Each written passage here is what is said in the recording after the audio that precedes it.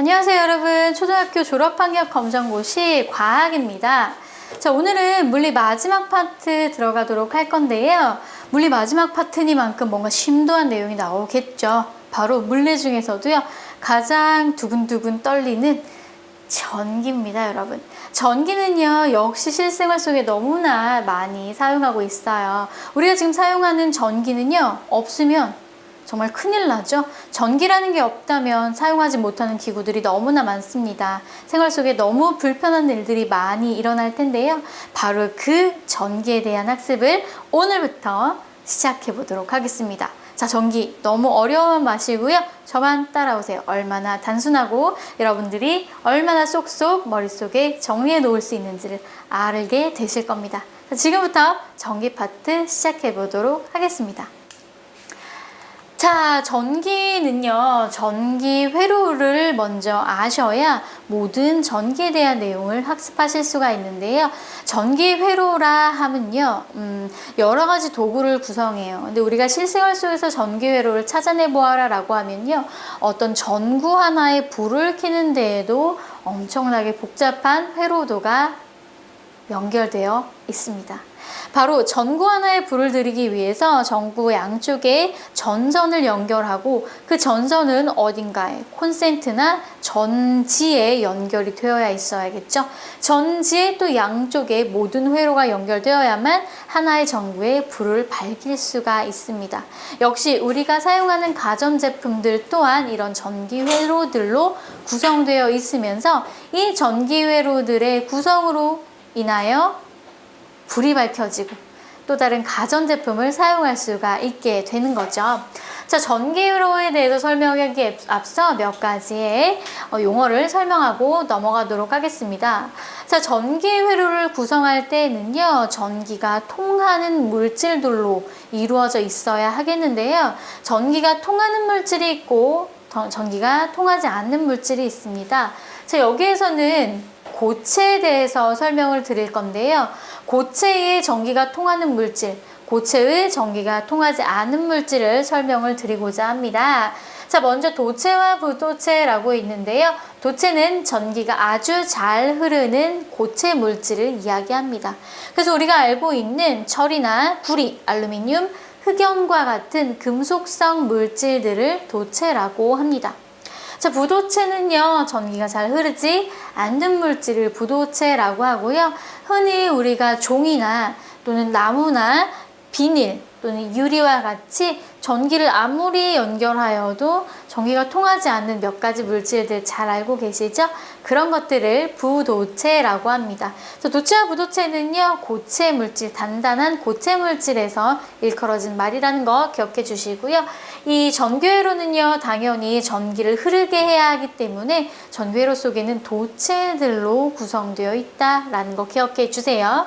자, 이제 전기회로입니다. 전기회로는 전지와 전구, 전선과 같이 이렇게 전기를 흐르게 하는 도체들로 구성되어 있는 어떠한 물질들을 모두 연결해서 전기가 한 방에 한 방향으로 흐를 수 있도록 만들어 놓은 회로입니다. 자, 이 전기 회로가요, 딱 스위치가 열려있던 스위치가 딱 닫히는 순간 바로 전류가 흐르게 될 텐데요. 이 전류는요, 전기 회로에 흐르는 전기를 전류라고 합니다.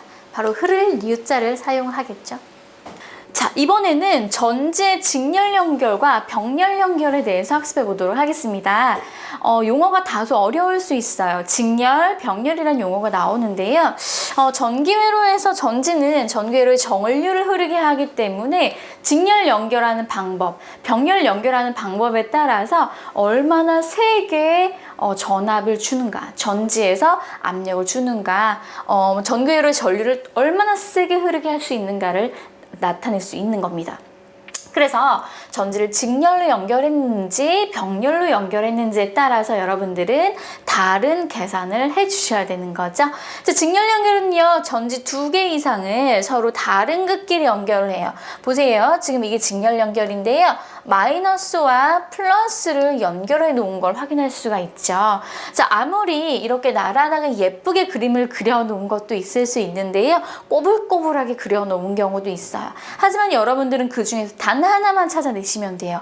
연결되어 있는 부위가 마이너스와 플러스인지 아니면 플러스와 플러스인지 찾아내시면 무엇이 직렬 연결이고 무엇이 병렬 연결인지를 찾아낼 수가 있겠죠.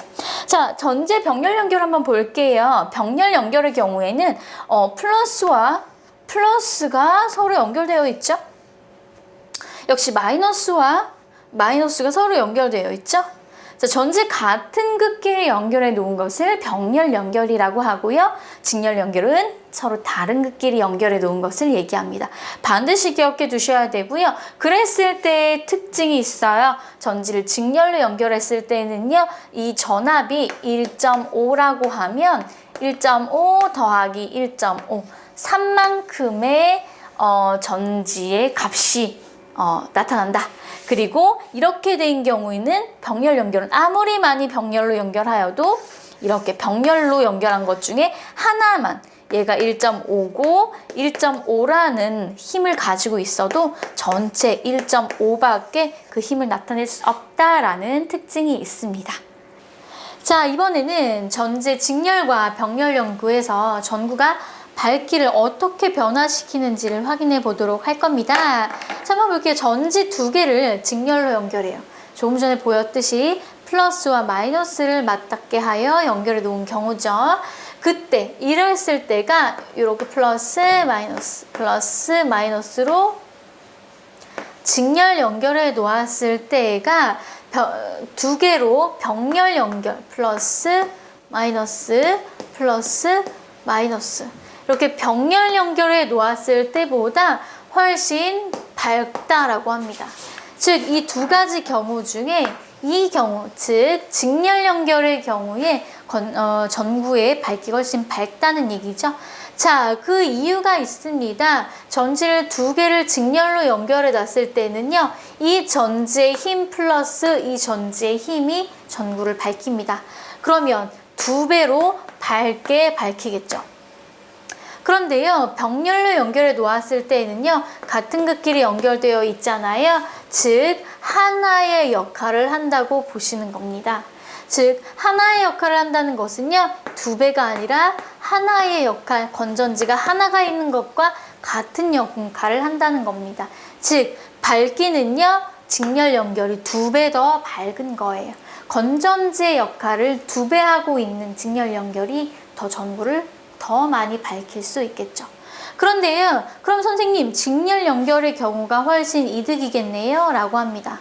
그런데 꼭 그렇지만은 않습니다. 바로 밑에 있는 내용 때문인데요. 함께 확인해 볼게요. 전지의 직렬 연결에서 전지 한 개를 뺄게요. 자, 이 전지의 직렬 연결에서 한 개를 뺄 거예요. 제가 그림으로 표현해 보도록 할게요. 자, 이렇게 건전지가 직렬로 연결되어 있습니다. 그리고요, 여기에 전구를 달아 놓을 거예요. 그러면 당연히 이게 전구예요. 당연히 이 전구의 불빛은 2배 밝습니다. 엄청나게 반짝반짝 하겠죠? 그런데 문제는요, 전지를 한 개를 빼볼 거예요. 전지 한 개를 뺀다는 것은요, 바로 연결되어 있는 2개 중에 한 개를 빼버리는 거예요.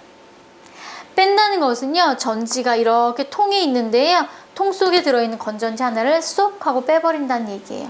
그랬을 때에는요, 어떤 일이 벌어지느냐? 전류가 흐르지 않아요.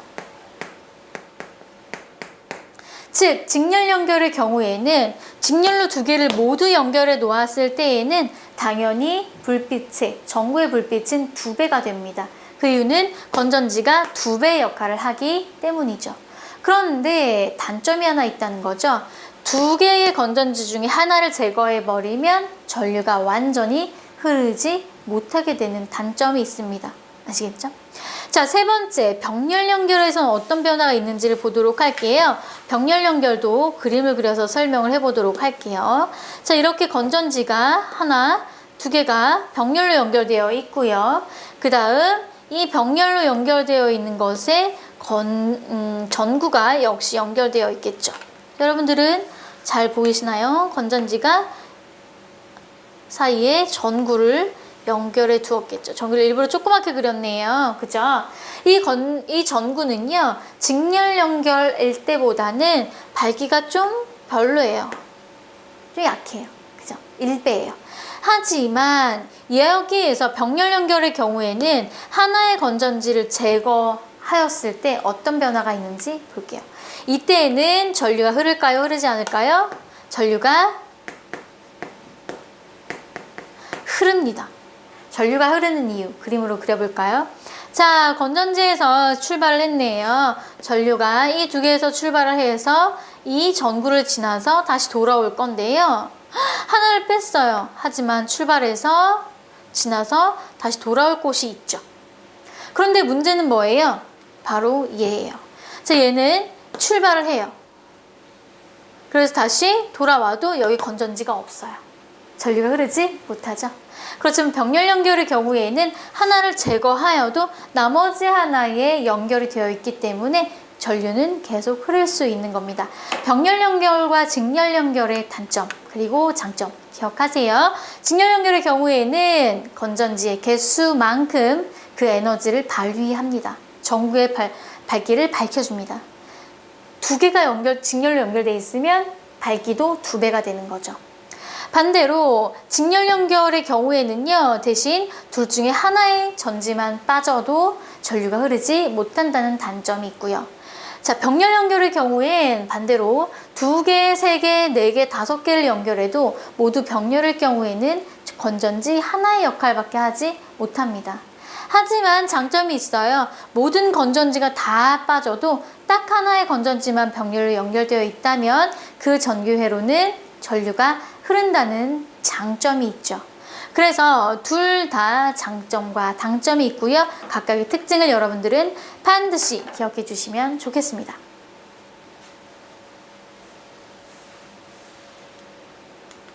자, 한번 볼게요. 이번에는요, 전기회로에서 좀 전에 제가 여러분들께 노란색 분필로 전류의 흐름 방향을 설명드렸는데요. 지금 바로 그 내용을 설명드리도록 하겠습니다.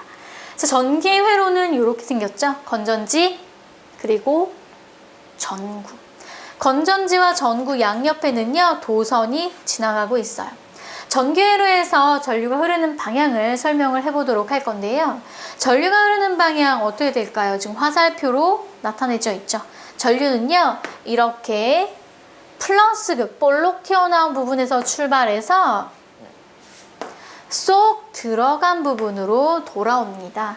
그래서 한 선으로 이 전선 또는 도선이 하나로 연결되어야만 플러스극에서 나간 도선이 다 지나고 다시 마이너스극으로 돌아와야만 전류가 흐른다라고 할 수가 있어요. 전류가 흐르는 방향은 플러스극에서 마이너스극으로 전류는 흐른다 라고 기억해 주시면 되겠죠. 바로 전기회로에서 전류의 흐름 방향입니다.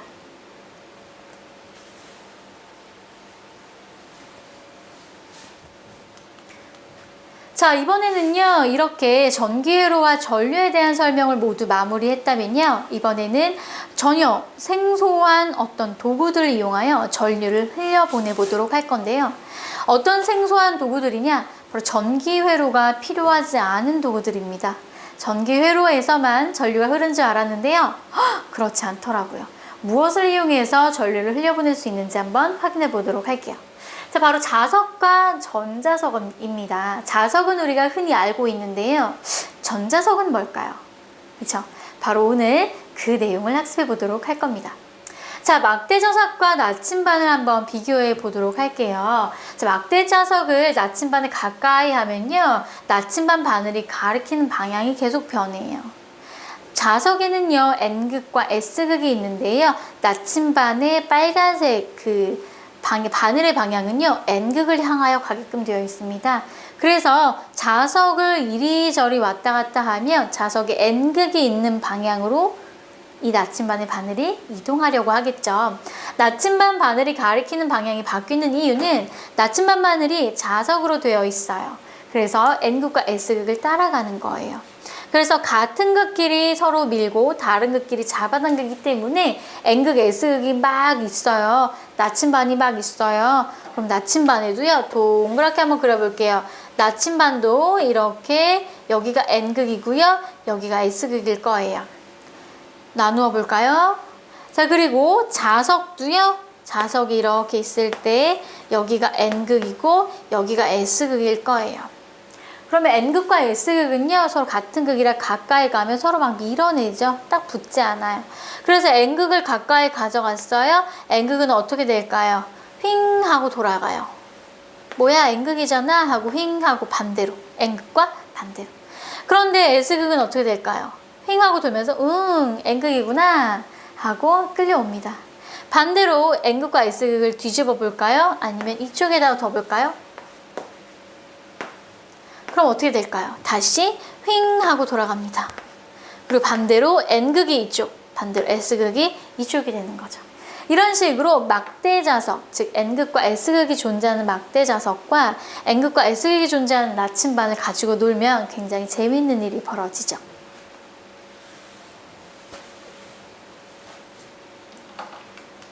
자, 전류가 흐르는 전선과 나침반을 비교해 볼 거예요. 방금 전에 N극과 S극이 존재하는 막대자석과 나침반을 비교해 봤는데요.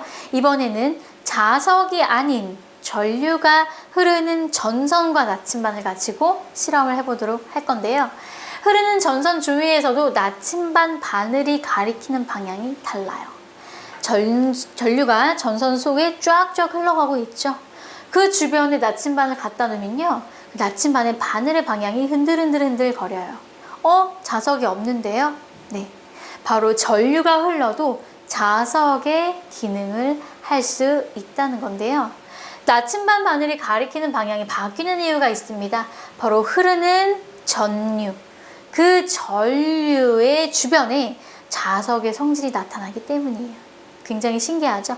즉, 전기가 흐르고 있는 어떤 모든 전선 주변에서는 나침반이 반응을 한다고 볼 수가 있겠죠. 자, 전류가 흐르는 전선은 전류의 방향을 바꾸어주면 나침반 바늘이 가리키는 방향을 바꿀 수가 있어요. 전류는요, 여기서 하나의 힌트를 드리자면 전류, 자, 도선이 이렇게 있어요. 전선이죠? 전선 안쪽에 전류가 이런 방향으로 흐르죠. 이 빨강색이 전류의 방향이라고 하면요. 전류 방향, 전류가 흐르는 이쪽 방향. 자, 여러분들이 보시기에 오른쪽 방향은요. N극과 같은 극이에요. 전류가 이렇게 흐르고 있을 때 이 주변에다가 나침반을 가까이 가져가면요. N극이 이쪽 방향이니까 반대쪽은 S극이 되겠죠. 그러면 이 바늘이 어떻게 돌아가시는지를 알 수가 있어요. 자, 어떻게 돌아갈 수 있을까요? 이렇게 놀 수도 있고요, 여러분. 또 반대로 놀 수도 있어요. 자, 이런 식으로 놨다고 해볼게요. 여러분들의 교재엔 또 다른 그림이 나타날 수 있는데요. 같은 내용을 지금 설명하고 있는 겁니다. 자, 이렇게 흐르고 있을 때 나침반의 방향은 어느 방향으로 휙 하고 돌까요? 바로 이 전류가 흐르고 있는 부분이 다 N극을 향하고 있기 때문에 자, 얘가 N극, S극이라고 했을 때 이 나침반의 돌아가는 방향은 이쪽 방향이 됩니다. 너무나 재미있겠죠? 자, 이렇게 돌아가고요. 여러분들 이런 방향을 달달달 외울 필요는 없지만 어느 정도까지 알면 되느냐? 나침반 바늘이 가리키는 방향이 전류가 흐르는 전선 주변에서 움직이고 있다. 그 이유는 전류가 자석의 성질을 띠기 때문이다 라고 알고 계시면 되겠습니다.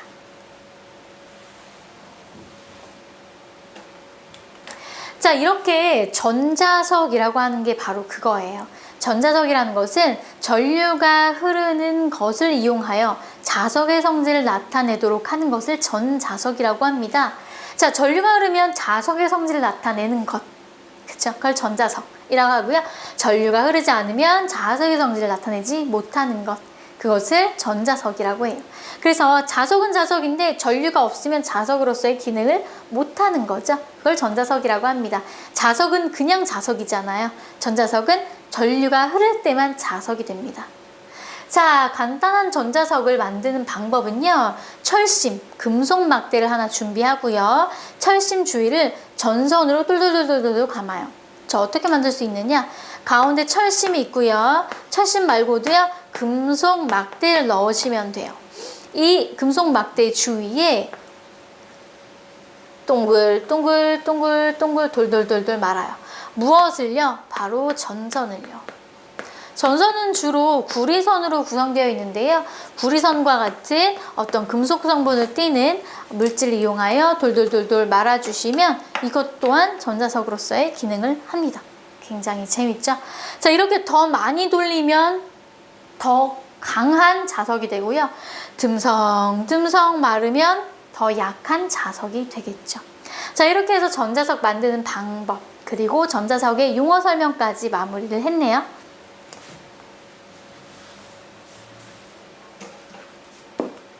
자, 이번에는 이렇게 만들어진 전자석의 성질에 대해서 설명해 보도록 해야 되겠죠? 자, 전자석은요, 전류가 흐르는 동안에만 그게 나타납니다. 왜요?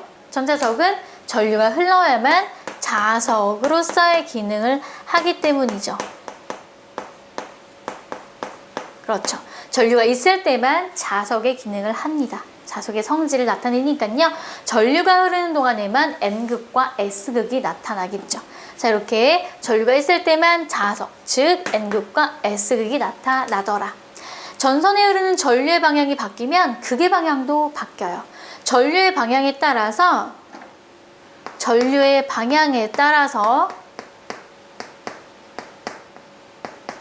전류가 흐르는 방향이 곧 N극입니다. 흐르는 방향이 N극이기 때문에 왼쪽으로 흐르냐 오른쪽으로 흐르냐에 따라서 N극과 S극 또한 반대 방향으로 바뀌겠죠. 막대 자석과 전자석의 공통점을 찾아보고 그 특징을 한번 확인해 볼 텐데요. 막대 자석과 전자석의 공통점은요, 당연히 자석의 성질을 띈다는 거예요. 자석의 성질이라 하면 나침반을 가까이 했을 때 N극과 N극이 붙으면 멀리, S극과 N극은 가까이 움직이는 걸 얘기하고요. N극과 S극이 있다는 게 중요하죠. 모든 자석은 N극과 S극이 존재합니다. 그다음 철로된 물체가 달라붙는다. 즉 금속 물체가 달라붙는다는 얘기인데요. 금속 물체인 경우에는요. 당연히 N극과 S극을 가지는 자석과 반응하기 때문이죠.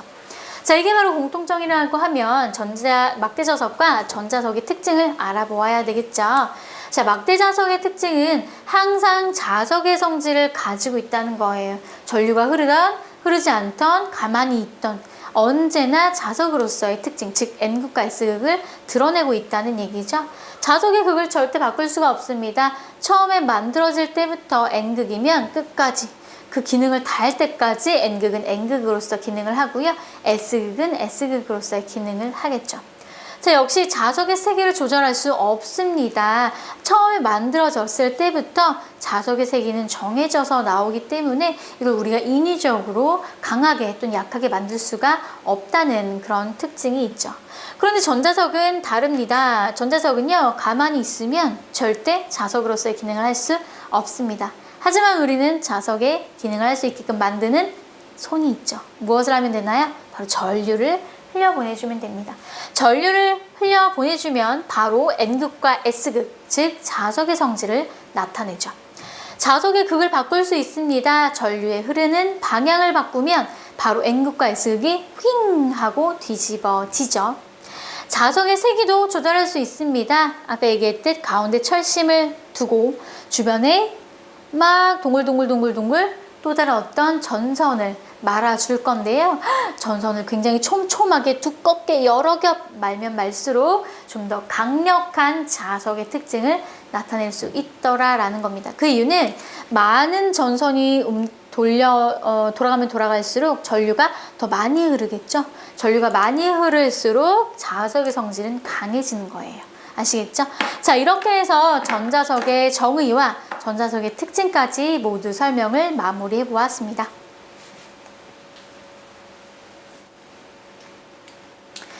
자, 이렇게 해서 전자석까지 여러분 전기 파트에 나오는 내용 많이 어렵진 않습니다. 여러분 전기 파트에서는 전기 회로의 의미, 그리고 전류의 의미, 그 다음 자석과 전자석의 개념, 전자석을 이용하여 어떻게 자석의 성질을 띨 수 있는지, 바로 전류라는 중요한 정보가 있어야만 한다. 전류가 흐르는 방향은 N극을 가리키고 그 전류가 흐르는 방향에 따라 전자석의 N극과 S극을 마음대로 바꿀 수 있다. 즉 막대자석과 전자석의 차이점, 그리고 각각의 특징을 비교하시면 되겠습니다. 자, 오늘 배운 내용 전기 파트를 마지막으로 물리 파트가 모두 마무리되었네요. 자, 다음에는요 화학 파트 들어가 보도록 할 건데요. 여러분 드디어 실생활 속에 보이지 않는 분자, 그리고 드디어 고체, 액체, 기체에 대한 내용 설명, 그 다음 우리가 실생활 속에서 흔히 일어나는 혼합물들 중에 내가 필요한 성분만을 쏙쏙 빼내는 혼합물 분리, 이런 내용들을요 바로 화학 파트에서 다뤄보도록 할 겁니다. 다음 시간부터 여러분 화학 파트 들어가고요. 지금까지 배운 물리 4가지, 5가지 영역이 있는데요. 여러분들 충분히 학습하시면 모두 맞추실 수 있는 문제들로 출제가 될 겁니다. 자, 열심히 학습하시고요. 다음 시간에 화학 파트 첫 시간으로 여러분 찾아뵙도록 하겠습니다. 오늘도 역시 수고 많이 하셨습니다.